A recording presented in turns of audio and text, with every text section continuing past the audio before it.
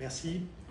On voit bien en fait que pour lutter contre la précarité énergétique, il y a un premier enjeu, c'est celui du national et celui du plaidoyer apporté au niveau national, notamment en modifiant la loi ou en garantissant des budgets pour la massification de la rénovation, pour un meilleur accompagnement social et sanitaire des publics touchés par la précarité énergétique.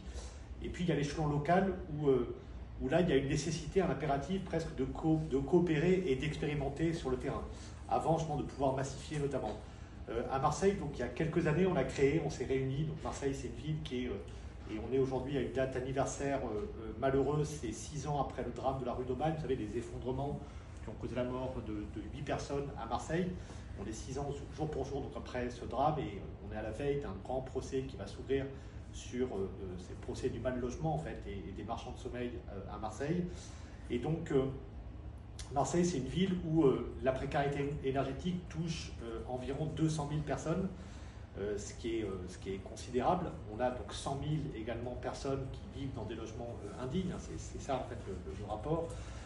Et donc il y a quelques années, on a souhaité, outre toutes les politiques qui sont mises en place pour lutter contre l'habitat indigne, mettre en place une alliance locale contre la précarité énergétique. On a travaillé à cette alliance avec Stop Exclusion Énergétique et puis avec tous les acteurs du terrain. Donc il y a 70 acteurs qui sont réunis au sein de cette alliance locale, et a germé de cette alliance en fait 2 dispositifs phares, on va dire, et puis d'autres dispositifs plus modestes peut-être ou plus locaux. C'est d'abord la mise en place d'un slip qui va permettre de notamment mettre en lumière et accompagner des ménages qui souvent ne révèlent pas leur situation de précarité énergétique, sont des familles monoparentales qui souhaitent garder leur enfant notamment, et donc il y a ce problème-là en fait de ne pas révéler. Donc on met en place de la médiation et puis on oriente, on accompagne ces ménages vers des dispositifs de droit commun, mais l'objectif premier c'est de créer ce réseau d'alerte, ce réseau de donneurs d'alerte en fait, pour pouvoir être alertés et pouvoir aller vers ces familles en situation de précarité énergétique et mieux les orienter.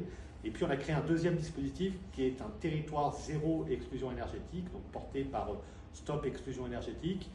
C'est sur un quartier, mais c'est en France sur 15 territoires, en fait d'environ 10 000 habitants.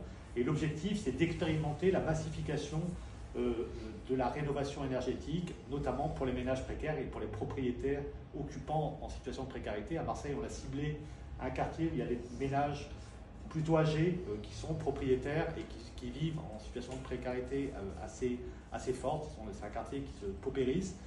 Et donc c'est le quartier des Chartreux à Marseille qui a été ciblé. L'objectif, c'est de rénover 300 logements donc pour ces ménages qui vivent en situation de précarité énergétique.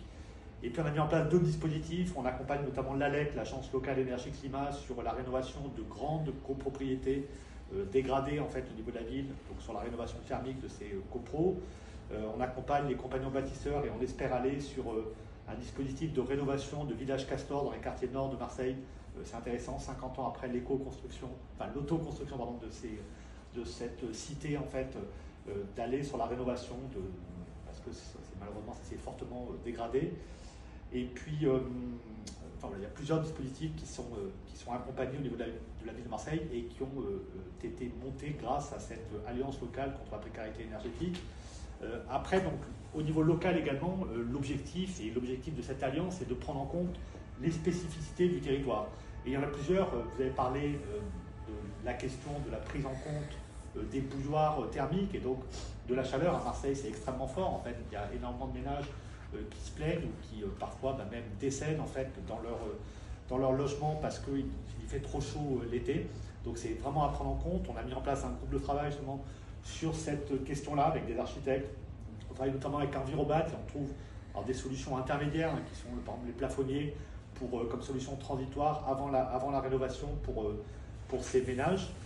On travaille sur également des actions au niveau du parc social où là on réunit l'ensemble des bailleurs sociaux pour accélérer les programmes. Notamment on travaille avec des associations de locataires qui nous alertent sur des factures parfois qui sont supérieures à leur loyer et donc qui ont explosé ces dernières années. Et donc on espère vraiment, en tout cas on incite vraiment les bailleurs sociaux à accélérer leur programme de rénovation de leur parc.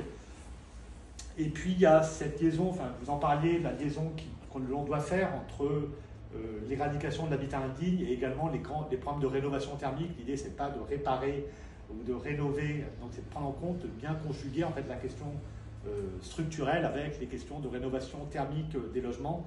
C'est essentiel, c'est ce que l'on essaye de faire avec la SPLAIN, donc qui est la société publique locale qui travaille à Marseille sur l'habitat dégradé du centre-ville et donc la résorption de l'habitat indigne sur le centre-ville de Marseille. On travaille avec eux sur cette liaison en fait entre rénov et lutte contre l'habitat indigne. Pour moi, donc, il y a un autre enjeu qui est bien pris en compte dans tous les dispositifs qu'on met en place, c'est l'enjeu de santé. Là, justement, on travaille. C'est Michel Robirola qui est adjointe à la santé à Marseille, qui a été maire un temps. Et donc, il y a cette liaison avec l'APHM, notamment, avec la médiation également. Parfois, il y a la double médiation, en fait, et notamment pour les questions de santé, donc avec un renvoi sur des acteurs sociaux qui travaillent sur les questions sanitaires. Donc, cette question-là, elle est bien prise en compte à Marseille. Dans les grands enjeux que je vois donc pour les années à venir, il y a l'enjeu de la sensibilisation de l'ensemble des acteurs. Et c'est vrai que l'outil de la fresque contre la précarité énergétique est un outil intéressant, comme celui dont à Marseille on a mis en place, il y a une association qui a mis en place un container aménagé qui est mobile, qui va sur des lieux de passage en fait tout public, en fait sur des places, notamment l'Installe, pour sensibiliser, pour mieux orienter également les personnes qui seraient en situation de précarité énergétique vers des structures qui peuvent les accompagner.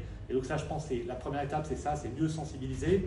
Il y a tout l'enjeu de la formation également qui est essentiel, former à des nouveaux métiers, comme pour les territoires zéro exclusion énergétique. On a mis en place des ensembliers solidaires qui vont gérer de A à Z les questions d'orientation, de médiation, on va dire, d'orientation et ensuite d'accompagnement. Ils vont presque être